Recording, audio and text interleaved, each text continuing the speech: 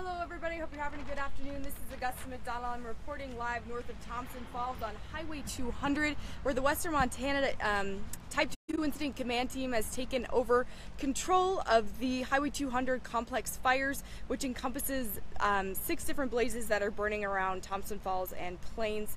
And I'm here today with Brian Jenkins, who's a member of the Incident Command Team. He's going to walk us through the conditions that they're seeing right now. Let me get this flipped around here. If it'll let me, there we go.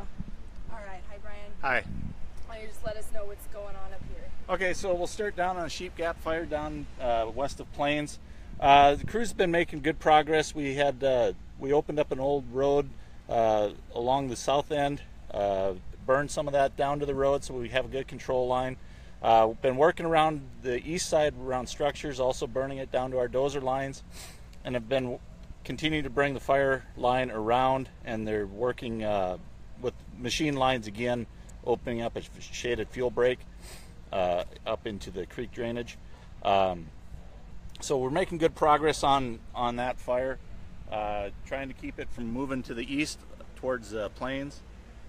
Moving up to our next priority fires, it's Reader 1 and Reader 2, and these had really good work started on them by the district when we took the fire over, so we maintained the work that's happening on that, trying to get those ones under containment so that we can start moving our limited resources to other fires around the complex. As everybody knows, not only we, but everybody else in the nation has limited resources, so we're trying to use the best mix of resources in the appropriate places that we can get the work done that needs to get done and prioritized.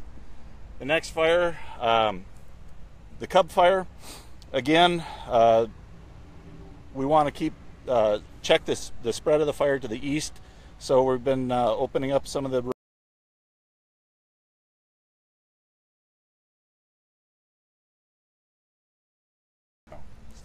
There we go. Sorry about that. We're having a difficult connection up here. All right, go ahead, Brian. He's talking about the next priority fire, which is the Cub fire. Again, trying to open up some old roads and check the spread of the fire to the east. Any of the areas along the east side of Highway 200, those are our concerns. A lot of with the population that are in those areas, trying to keep it from going to the east, especially given the weather forecast that we have in the next couple days. We should start seeing some gustier winds out of the west, and which will not only blow this smoke out, but also increase the fire behavior anticipated fire behavior that we may see on the fires. Next priority fire is the Deep Creek fire. Crews have held it so far at the bottom.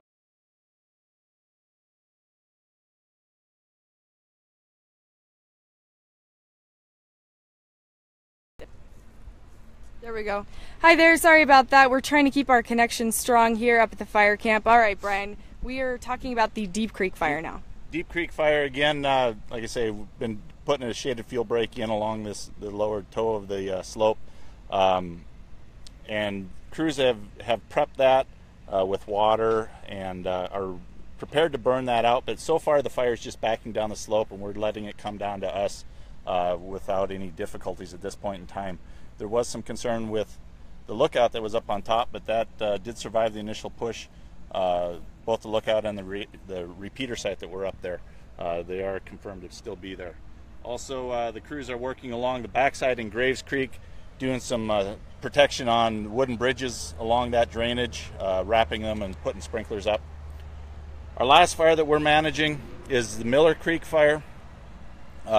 Based on location of that fire and the low values at risk, or limited values at risk for that area, that's the lowest one on our priority at this point in time, and basically it's being monitored by air.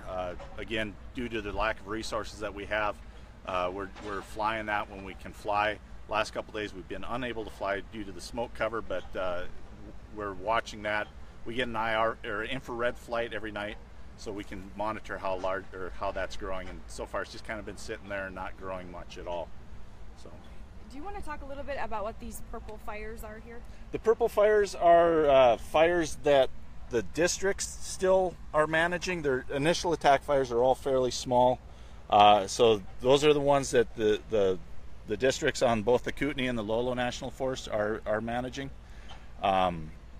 We're helping them with if they have needs for additional resources such as helicopters and or possibly a short-term loan for crews, but really that's their thing, and we're managing our 6 fires, but we're working together with them.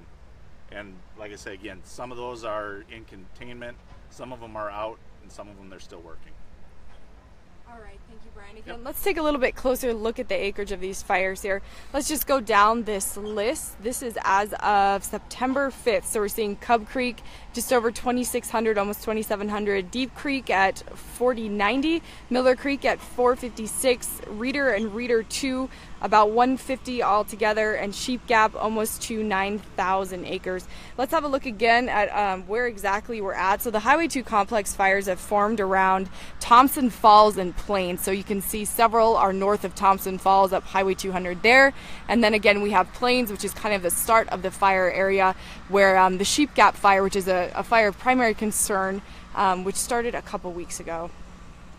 So again, this is Augusta McDonald reporting from the Highway 200 complex fire camp on Highway 200.